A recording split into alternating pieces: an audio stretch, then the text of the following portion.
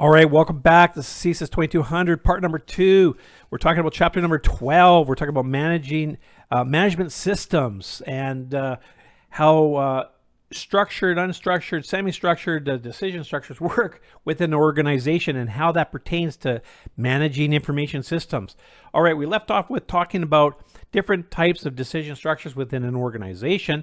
Let's have a look at the broader management support systems, or MSS.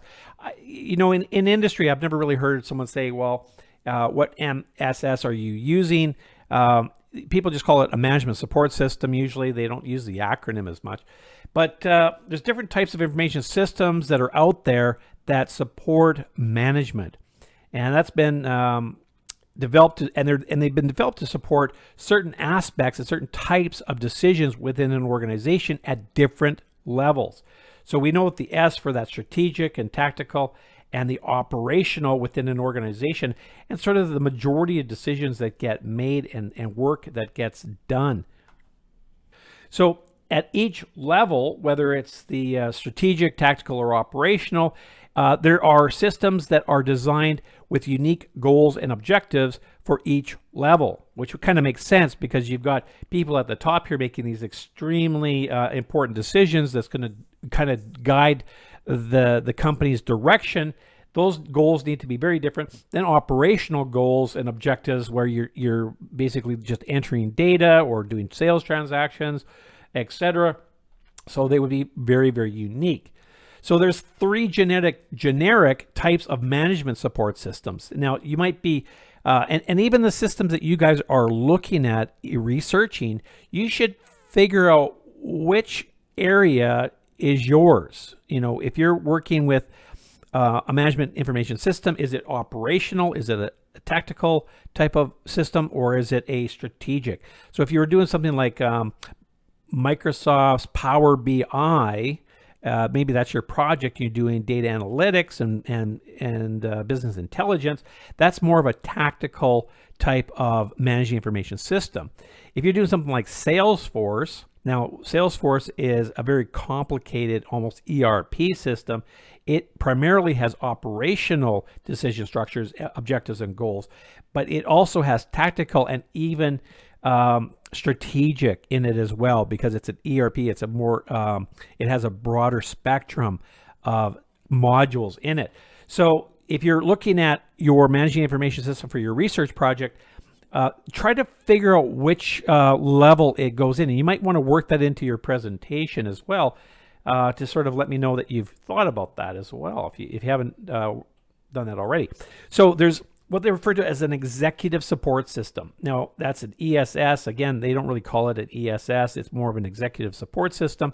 And this is these are systems are geared around goals and objectives for upper management, making strategic decisions and long-range goals for the company. Now the second one is a managing information. Well, actually the second one is, I don't know how those got out of order, is a decision support system. So a DSS, or business support system, I call them business support systems. I do a class, I did a course at Douglas called 3190. It was business support systems using Microsoft Excel, where students actually had to develop their own business support system to help support tactical middle management, and or they could develop one for a managing information system for an operational as well. So the course called 3190 was all geared around building decision systems within Excel and Power BI, using Visual Basic for application programming language to develop one of these systems. So of course this course was a prerequisite for that one, because they need to understand the fundamentals of that these systems have a specific goal and objectives that they're trying to accomplish within their associated area.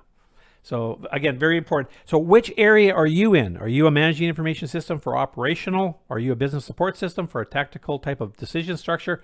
Or are you guys doing some kind of ERP system like Microsoft Dynamics or SAP or Salesforce? There's all sorts of them that do strategic decision support. Now, the book puts this in, and it's a good thought process that you should really consider when making decisions. And they call this the decision-making cycle. And you can look at this in a lot of different ways, but this is the general idea behind this is that when making a decision, you want to collect and measure as much information as you can to make a decision. So the measurement would be the managing information systems with the data that you've created information that you can measure something to help, prepare in moving forward. So once you've measured something accurately, you want to go to the next phase, which is to prepare to make the decision, and prepare by meeting, discussing, proposing, talking about. And then after you've done that, you want to make the decision, which is one of the key components, one of the 5 major components of making a decision. Of course, you have to make a decision, whether it's decision A, B, or C, whatever that happens to be. Once you've made the decision, you need to communicate the decision and disseminate that so that everybody understands clearly what the decision was and move forward. And then finally is to execute the order that you've made. So you can see how that follows in a normal cyclical way. Now, they use a cycle, but I kind of think of it as more of a linear type of thing, because once you've executed, sometimes you can also go back and remeasure based on the execution and collect more data, remeasure. That might provoke more discussion in preparing to make a new decision or a modified decision. And you see this a lot with the coronavirus right now, because what's happened is they're trying to measure, but they didn't measure because they didn't have the data originally. They had a lot of discussions to prepare. Then they made the decision to lock down. Then they communicated the lockdown to everybody, and then they executed the orders. But now we've collected more data. Time has evolved. So they can remeasure. They can say, well, there's more numbers, or there's different outbreaks at different areas. They can have more discussions, and they can prepare what they want to do. Then they can modify and make a new decisions, and then communicate that new decision and execute the order. So you can see how this process works with that type of a scenario. And it works with a lot of major decisions. Micro decisions, like whether or not you're going to make a decision to change your print order of when your job gets sent to the print queue. I don't think you've got really this type of level of complexity when making a decision like that. It's more of a macro decisions that follow this, and it's a lot clearer with those type of decisions within companies. But where does a managing information system fall within this cycle? Well, it really comes into the measuring, because we need to collect the data again, we need to process the data, and we need to create information to help us measure, to help us make that decision. We present that to help us prepare to make the best possible decision, and then we vote on it, make that decision. We communicate it.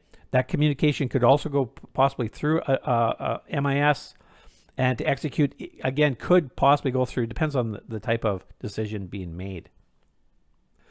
All right, let's move on to types of decisions. And within your career, you guys are going to be involved with a lot of decisions. So what kind of decisions? You're probably not going to think of it in these terms, but this is kind of how it can be broken down. You can have decisions that are autocratic, or let's call them an executive decision. You hear this term a lot. Well, I'm going to make an executive decision. Well, that's you as an individual deciding at really the level that you're at of some kind of you're going to make a ruling and proceed to move forward on some issue. But it can happen at all levels. It could happen at the operational, the tactical, or the strategic level. Executive decisions can occur. But that's an individual. Of course, that's one person making the decision, and you take responsibility when you do that.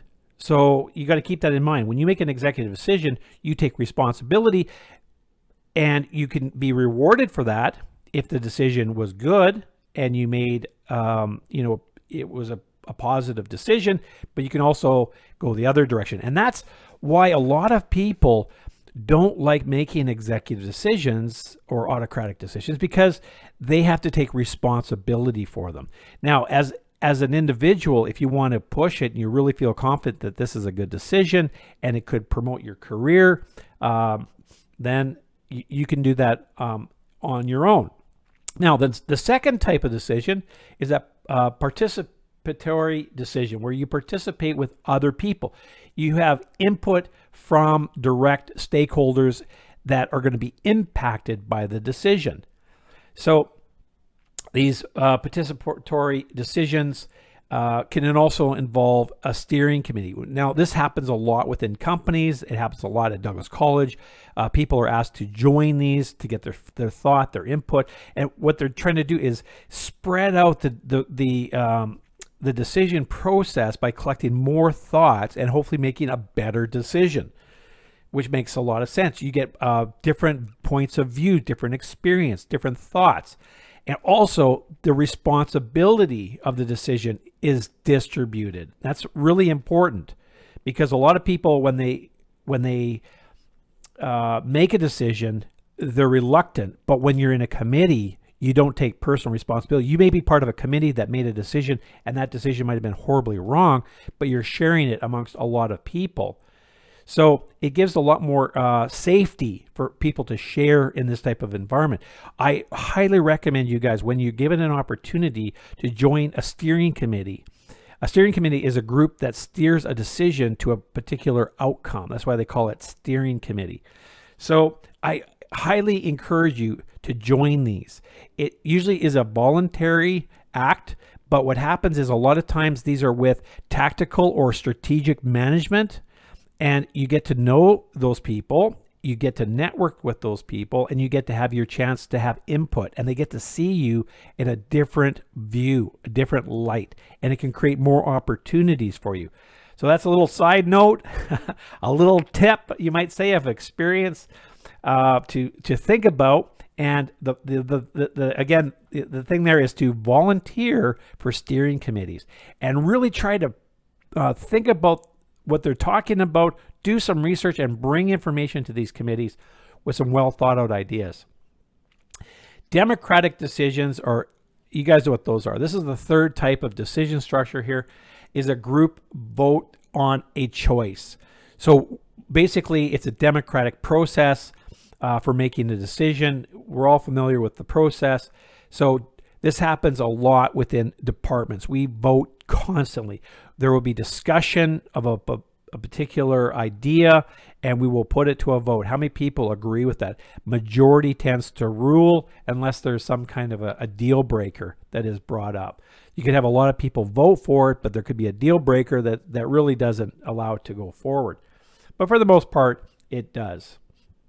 All right, so that's different types of decisions. Now, the last one is consensus. Well, we know what consensus is. We have a consensus, which is all the stakeholders have to agree. Usually, normally it's 100%, but not always. Sometimes when you're, for example, if you live in a stratified apartment building, you will have a committee, and you may want to do something different within the building, like allow rentals, for example. And you might need a consensus decision, which means that you need 75% or more of the owners or stakeholders within the building to agree to allow rentals in a building, for example. So that's a consensus decision. So we've got an executive, a participatory, a democratic, a census. These are all the types of decisions. So if you are and I was to present you guys with a scenario, could you assign one of these decision structures to it? Now, they've added this in here because when you guys are using managing information systems and generating information, you will be part of one of these four types of decision structures. So you need to understand what they are and some of the rules behind it. Oh, last little example is the strategic plan of 2025. When the college wants to come out with a strategic plan, this is the top level plan of the direction of where the college is going to go for the next 5 years, they would like to have a consensus vote upon it, meaning that they want to have most of the board members and the senior executive strategic teams vote and say, yes, they want to move in that direction. So if they don't get consensus, they'll probably have one or two holdouts, and they want to ask those holdouts, why are you holding out? What do you want different? What do you want added or removed from the plan? Until they get that, sometimes they can't go forward with a strategic plan. Although they might have a majority rules and they might follow a democratic decision, it really depends on the institution, the company, and what they use for their structure. All right, let's move on to this RACI. It's an acronym that the book talks about, a matrix, which I guess is like a grid. You could kind of think about what is RACI, what does it stand for? When making decisions. So we're still on this decision part of this chapter. Number one would be who is responsible when a decision is made. And decisions sometimes are made because of this. Responsibility. Sometimes people make decisions because it's a safe decision for themselves, not necessarily for the company or others. They're doing it for themselves. So they're going to deliver the decision, and they are ultimately responsible, and they need to take ownership for that decision. So this is a very interesting dynamic, because decisions are made sometimes because of this right here. It could, we could go a completely different route on our decision, but because of the responsibility factor. So if you could spread responsibility out, you may get different decisions. So who is accountable? That's the next one, the A, the accountable. Is the approver evolves? Do they involve all the stakeholders? Is it just the approver? Is it all the people who voted? Is it all the people in the meeting? It really depends on the decision. For example, if we think back to the coronavirus decision of locking down the economy, you got to think this has got to be one of the largest decisions ever made on the planet, next to going to war or dropping a nuclear bomb, is who is responsible for that. Because you got to think of the ramifications for economic and for the health and everything that we do in our lives. It affects everybody almost on the planet. Such a big decision. So this was done primarily in each country, so the leaders of the country had to take individual responsibility. Who is accountable, though? So if there's a problem afterwards, who would be accountable if, there was a lot of, adverse effects? Like, for example, people lost their homes, they lost their business. Is it the president of the United States? Is it the Prime Minister of Canada that is ultimately accountable? Or have they spread the problem over other groups? Is there other stakeholders involved? Well, in some cases they try to. They bring in medical experts to help minimize that. They bring in consultants, which is the letter C, the consultants who can bring in their viewpoint, and so-called the experts that can give the best advice. Although we've seen over time that these experts keep changing and they don't seem to have any accountability, which is interesting. So they can make the decisions, the leader is ultimately responsible. They hire a consultant, but who is ultimately responsible? It's difficult. Now, who is informed in the decision is a one-way communication, which means that the Prime Minister of Canada, disseminates the message, which is sent to the news media, that sends it to the officials, that send it to disseminate it throughout the population. It's sort of a hierarchical dissemination of information.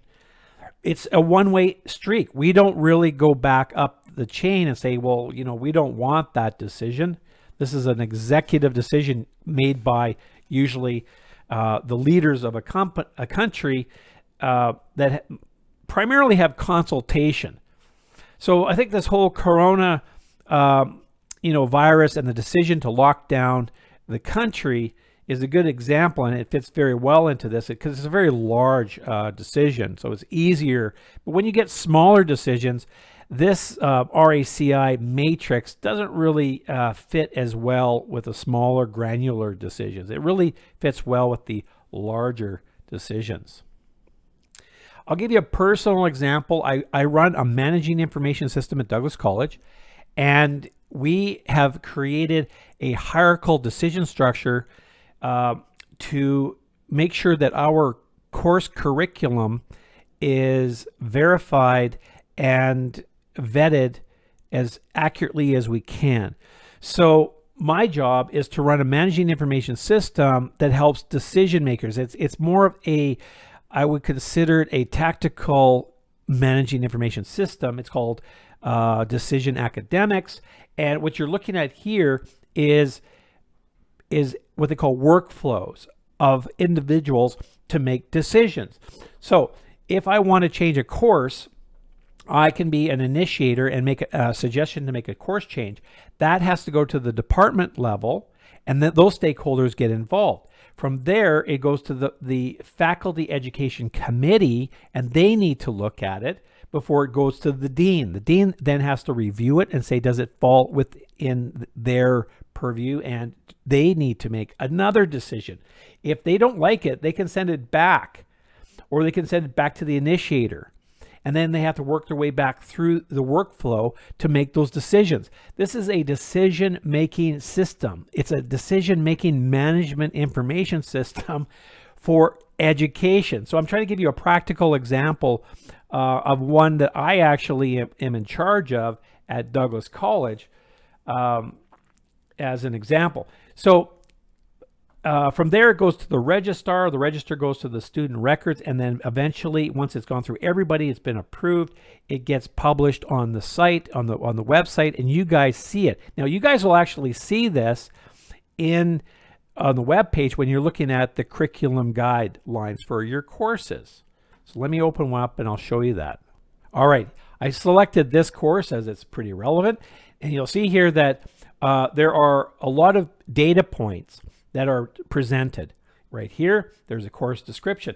Now, if I want to change the description, I want to take something out, or I want to add something to this course, I have to go through that decision-making process. And if I want, and that would be the one I just showed you right here, I would have to say, I want to make a change to the course and work it all the way through. People in my department may not agree, and it might get sent back, or the faculty education committee might say they don't agree and send it back to the department. So an example of this, and you guys can see this by going into course guidelines. If you look here, these are all of them. These are course guidelines dating back to 2007, and this is what it used to look like. So at some point, some instructor said, let's change this course. And so what they did was they went and they made a recommendation, and they submitted it to the department and worked it through, and eventually they got back and they got published, and it was changed in 2019. The decisions were made. They went through the process again, and new decisions were made, and new decisions and new decisions. So this is an example, a very practical example of how decisions are made within organizations using a managing information system. All right, I hope that makes sense, because it's extremely relevant, and it creates a job for me and other people that need to do that. It also makes the school extremely organized. That means that students know exactly what they're going to face. As of September 2020, there was a new update of that course. So you guys could click on it, and this would be the course outline that would be what we need to follow. And you can see here, we're talking about implementing customer relation management, enterprise relation management, etc. Like, you're going to learn about that kind of stuff. Data information models, database management systems, talking about, right? So we've already looked at a lot of this stuff. This is the course that we're taking, and this is how the course is broken down. You guys have your assignments, which are your courses that you do on Lynda. You've got your oral presentation, which is the online oral presentation.